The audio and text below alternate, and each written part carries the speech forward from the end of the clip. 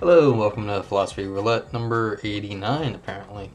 So I was sitting here clicking around, just be like, alright, this is what we're looking at. Same thing as this morning, or it just opened up this way. So I was like, let me click on this one here just because why not? So I click on it and I'm like, alright, not available. Boo. So I was just like, you know what, let's just go see. Click on the publisher. Who knows? And it's open access and it didn't say so on Phil papers. I'm like, Chalmers, this is your project. You should know about your own paper, or people, well, maybe not people criticizing you, but I'm like, Chalmers, should find some way to check open access papers. So now I've got the paper. As opposed to spending 10 minutes trying to find something to read, now I have something to read. So we're going to do this paper here from Erkenntnis by Jan Almäng. I have no idea how to say that. I apologize to the author for butchering their name.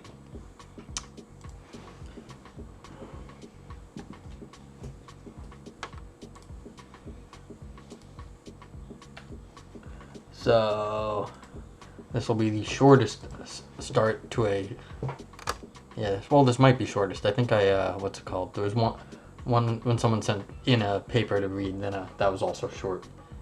Pre-show, I guess you could say. So, Chalmers' argument from Relativity. Oh, let me update the, yeah, see, it's like a critical discussion of, but whatever. I don't care about these distinctions so much anymore. So, if you join me live, you can get the copy of the paper by typing !paper in the chat room. Well, it doesn't look like anyone's here yet. Sometimes people show up. And yeah, !paper. Nightbot helps out with that stuff. Thank you, Nightbot. Nightbot over here. Okay, so introduction. Chalmers 2019. So that was recently. That was all a million years ago in 2019. Has recently argued that relativity theory supports the notion that shapes are twin-earthable. In this paper, I argue that the argument fails. Whatever the merits of the notion that shapes can be twin-earthable, there is no support to be found for the idea in relativity theory. Before we engage with Chalmers' argument, we should examine the notion of twin-earthability. What is it for an entity to be twin-earthable? Here is how Chalmers presents the idea. Let us say that a word is twin-earthable if there is a Putnam-style twin-earth case involving that expression. That is, if there is a possible speaker using the term non-deferentially with one referent, and there is a possible duplicate speaker using a corresponding term with a different referent.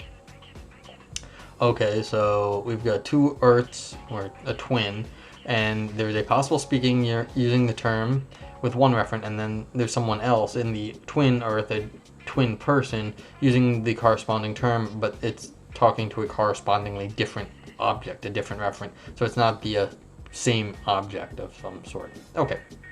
Or is it the same object? But it seems like a different referent, a different thing.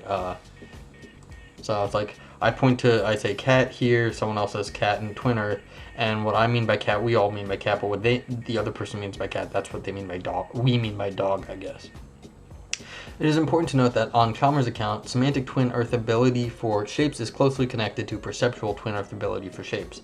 For on his account, the relevant concept of shape is a concept of whatever normally causes the relevant shape experiences. Okay.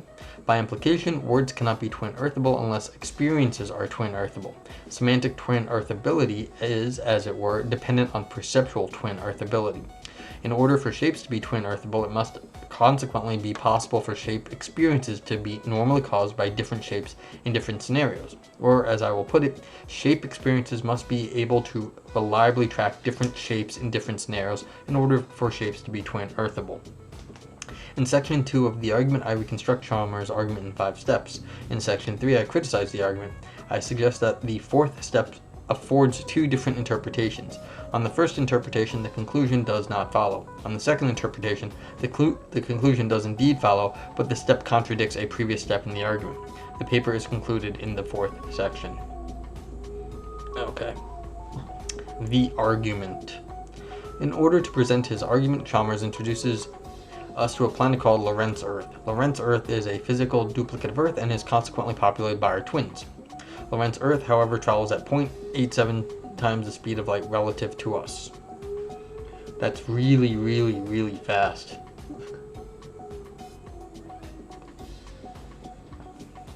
According to the special theory of relativity, objects contract in the direction in which they are traveling. No. Just no. I mean, if you're gonna start using that sort of thing, contraction is a shorthand for something.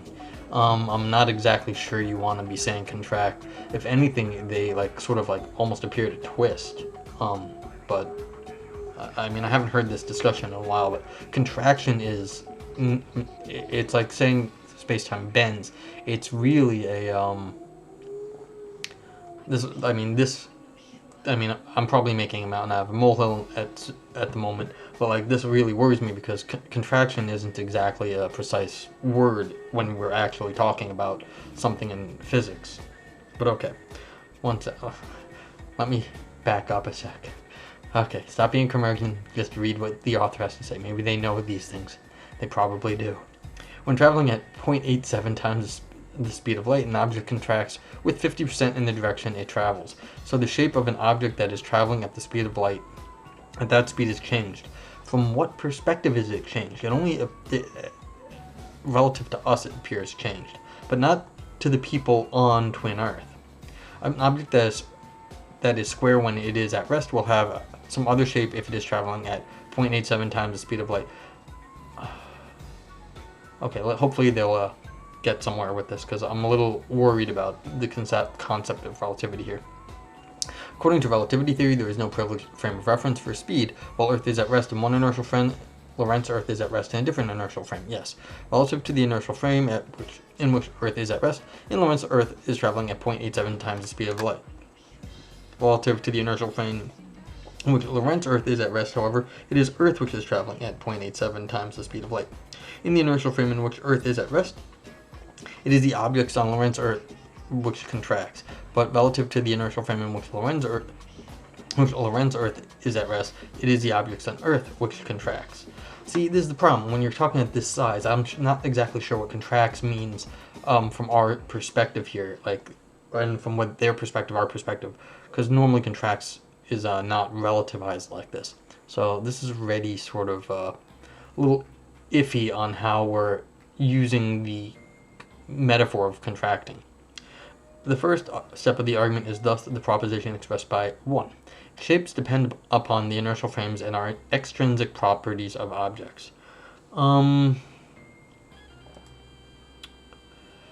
mean, yes and no. I mean, it's the old look. If you look at the top of this beer bottle, you know it's a perfect round circle. But we never see that. We only see the ellipse of the top because we're always looking at it. We're almost never looking at direct on. So it's a lot of things. The shapes depend on inertial frames, yes, but I'm not exactly sure what I'm really afraid of this at the moment. So I'll drink some more beer. Maybe I'll be less afraid.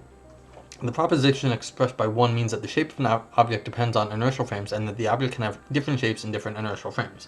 Yeah, it's almost like a different perspective. It looks like a ellipse. The top of the beer bottle looks like an ellipse from one angle and looks like a perfect circle from another. Okay. Chalmers does not use the concept of an extrinsic property, but it is useful in order to describe the argument. The concept of extrinsicality that is used in the formulation above is borrowed from Lewis. On that account, a property is intrinsic if and only if all duplicates have the same property, and extrinsic if this is not the case. Since the same object have different shapes in different inertial frames, shapes qualify as extrinsic properties. Since the same object have different shapes in different inertial frames, shapes qualify as extrinsic properties. See, I'm losing the real understanding of what it is to have a shape then. Is that the phenomenological perception an object is its shape, like the different shapes I see of the top of this bottle, it doesn't change the fact that it is actually a perfect circle if you were to like try to measure it with using like calipers or something, or whatever it is you do to measure circles. But like, I mean, so what exactly is the property that we're looking at here? Because if you were to measure the things on Twin Earth or our Earth, we'd measure the exact same thing because of the way we're looking at it. So it's, you have to then relativize the measurement in some sense here too. So I'm not entirely, I'm a little worried about this claim right here. It's extrinsicality. I'm not sure what it means for it to be extrinsic, because I'm not sure what it means to be a shape. I mean, if we're talking about the phenomenology of the shape, or is it some sort of measurement? But then the measurement needs to be relativized too. Is there some sort of non-relativistic measurement? I'd like to see that, because that would be a measurement outside of relativity, and that would be a non-physical thing. It would just be unphysical. As my old physics professor used to say, when somebody would say something like, he'd be like, look, that's just unphysical. Okay, Chalmers now introduces us to Albert, who lives here on Earth, and twin Albert, a resident of Lorentz Earth. They are functional and phenomenal duplicates of each other. Chalmers asks us to ponder a scenario in which Albert is visually perceiving an object which is a square relative to the inertial frame in which Earth is at rest, but which is oblong, a non-square rectangle. Okay, yeah, it's oblong relative to the inertial frame. Okay, so it's just like stretched, I guess, or compressed, one of those things. In which relative to the inertial frame in which Lorentz Earth is at rest. Twin Albert, however, is perceiving an object which is a square relative to the inertial frame in which Lorentz Earth is at rest, but oblong relative to the inertial frame in which Earth is at rest. Okay, so each of them sees the square in their house, but is looking through some telescope that sees twin Earth moving at the other Earth, moving at 0.87 the speed of light, and so they're looking at the same object, but it looks stretched out. Since shapes are extrinsic properties of objects, it follows that Albert and twin Albert are perceiving shapes qua extrinsic properties. Albert and twin Albert are, in other words, not perceiving any intrinsic properties, and since the shape of an object varies between inertial frames, they are perceiving different extrinsic properties. And right there is what I was complaining about. Like, that's like me looking at this top of the beer bottle from my angle, and you looking at it from your angle, and we don't see the same thing. It's like, oh my god, is it a different shape? Because we see different things. Like, you're seeing just a little sliver of it, I'm seeing more of it because it's tilted towards me. And so we're looking at different shaped ellipses right there. And it's like, so have we looked at an extrinsic property because it's not the same shape? It seems like we're talking about different things here. We're talking about our phenomenological perception of an object, but we actually, in the case of this beer bottle, we know what it is, and why should the difference of like angle matter here versus the relativistic speed matter in this paper? I'm not buying this at the moment. So maybe this is exactly where said paper is going, because it is against Chalmers, but whatever. The shapes that we represent is, according to Chalmers, the shape the objects have in the inertial frame in which the perceiver is at rest, but not the shapes they have in other inertial frames.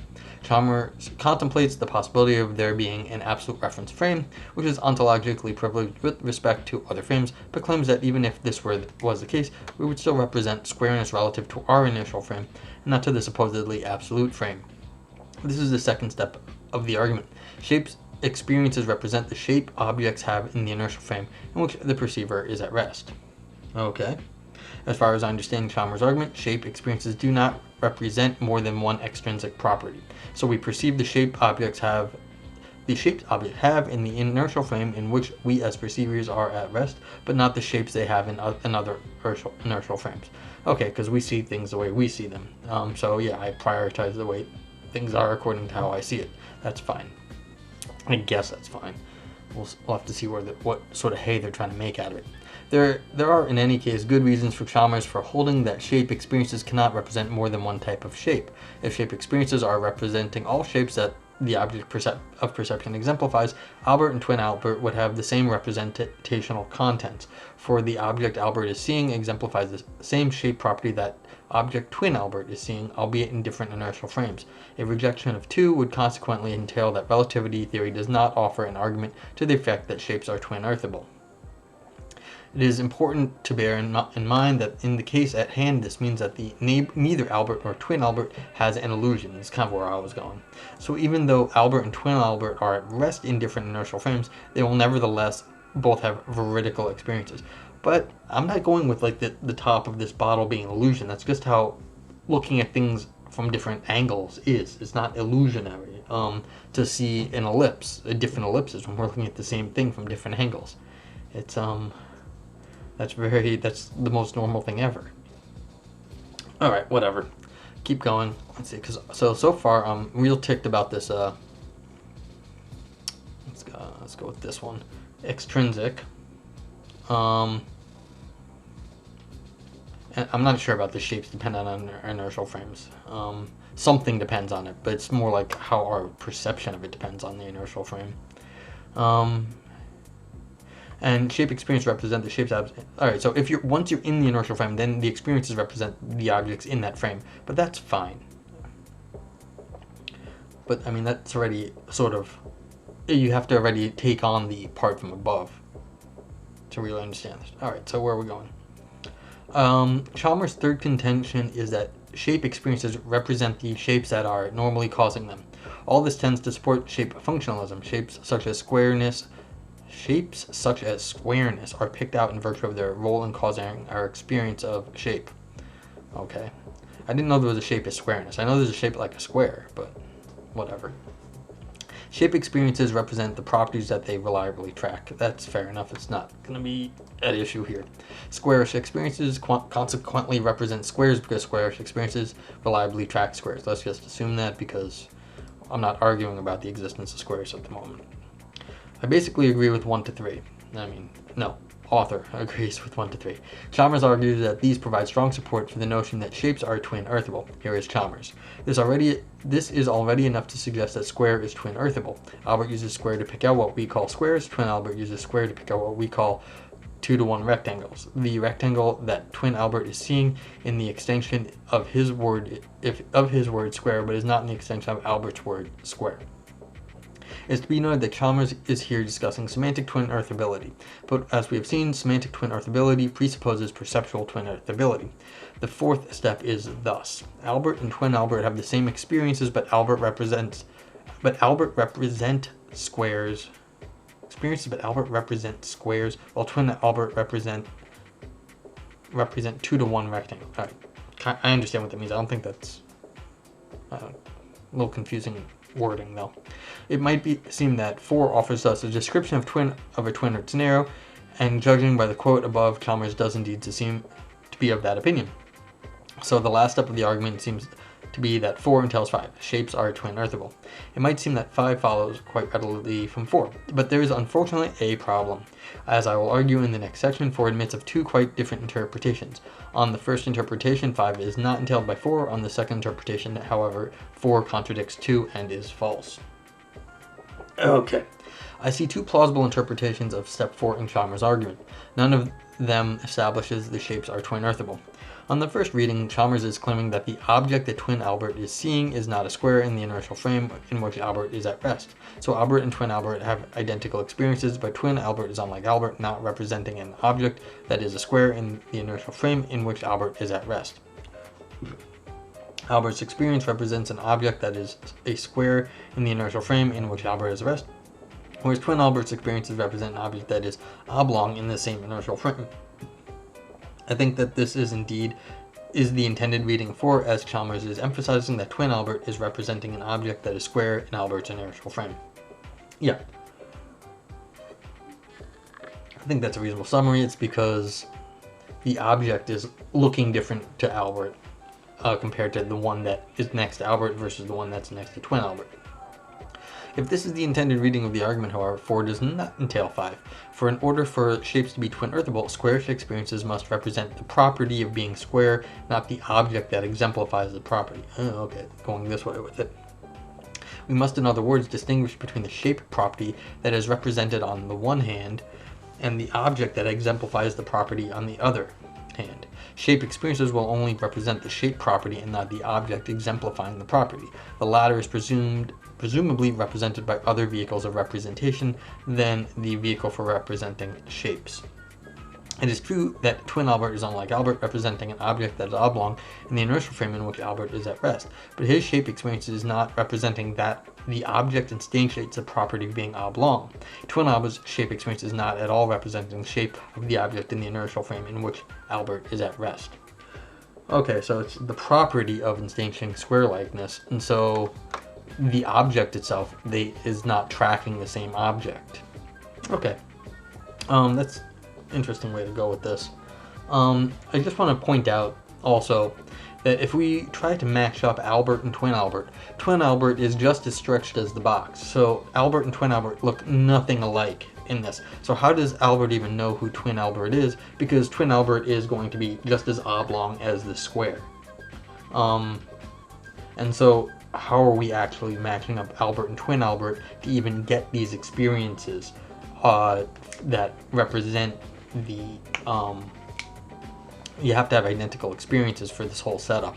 And so you're talking about a stretched person. How do you even match those two people up under this scheme? So it's very I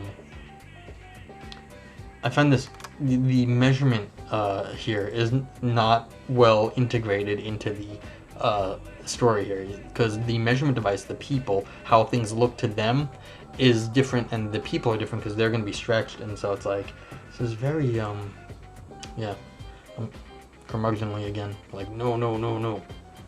Okay, whatever. Where am I? I'm down here. It is true that twin Albert is unlike Albert oh, I think I read that. Whatever.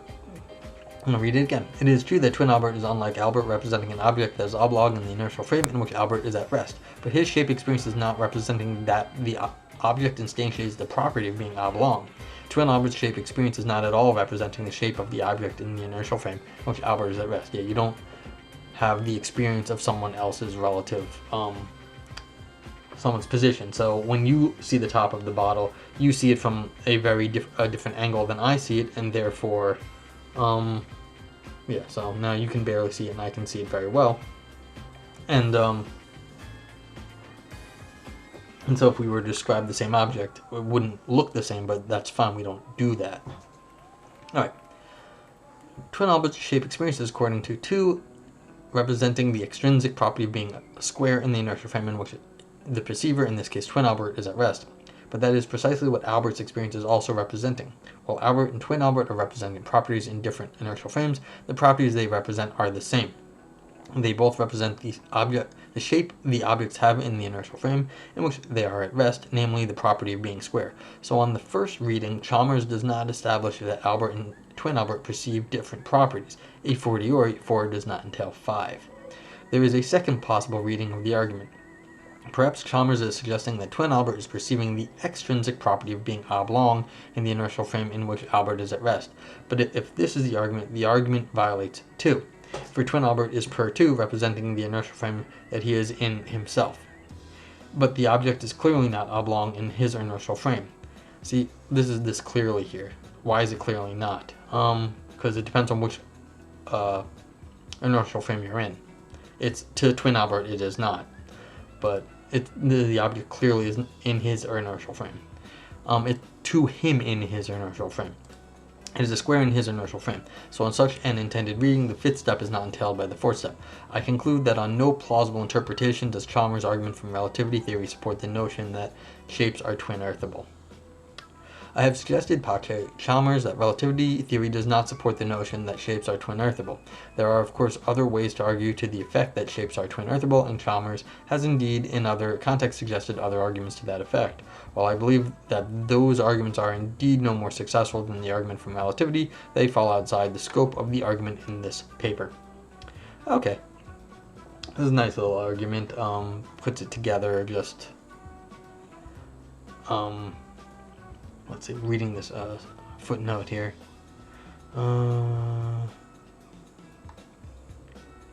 Yeah, okay. Oh, right here. this bit. This is what I was saying when I'm saying things are not actually contracting. They spin. So it's not changing. It's changing more than just contracting. It will not appear to change shape, just orientation. It appears to spin is really what it does. So the ref pointed this out. So twin Albert cannot be understood to be perceiving any shape property defined with respect to Albert's frame. That's what I meant earlier when I was saying the contraction is really just a metaphor. This things get a little wonky when you're going that fast. Relativistically, it's so just saying contractions fine most of the time, but if you're going to get specific, you're not. It's really not what you think. I mean, it's just not like a easy contraction of like looking at a oblong rectangle or whatever, and not a square. Yeah. So and there's directionality. Okay, so one of the referees is on top of that sort of issue. Okay, that's good. Good job, referee. Yeah. Okay, so the issue was that there was that shape experience is a property of being long. So things are working on properties, not the objects. I guess I'd have to know a bunch more about the background metaphysics here, but this seems like it's reasonable because you wouldn't want to have just objects because that'd be too particular. You need a property of a shape, not just an actual instance of a shape, because you can't have the same instance twice because they're different instances. I mean, they can't have the same instance like of the same. You have two tokens of a type. You can't have identical tokens because then they'd just be one token. And then of course my initial thing was, where was I complaining?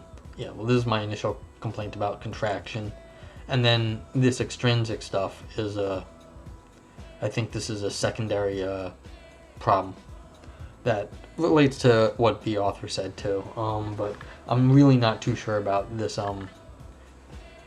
perception of shapes, because you need to have the measurement device. In the case, the people relativize to the speeds, and so you can't just have this sort of independent be like, oh, that looks like a square to me, and that looks like a rectangle, and therefore one's a square and one's a rectangle. We have to understand the perspective of the measurement device too, and that, I take it, is the discussion of the preferred universal frame at some point, but that doesn't make sense. That's the whole point of relativity, that there is no preferential reference frame. Okay, so this was a little bit of fun in physics and twin Earth and shapes. So if you guys have any suggestions, want me to read anything or anything else like that, let me know. Otherwise, I think I'll be done for the night, and I'll see you in the morning, barring some sort of disaster. But have a good night, and thanks for watching. Stay safe out there, y'all.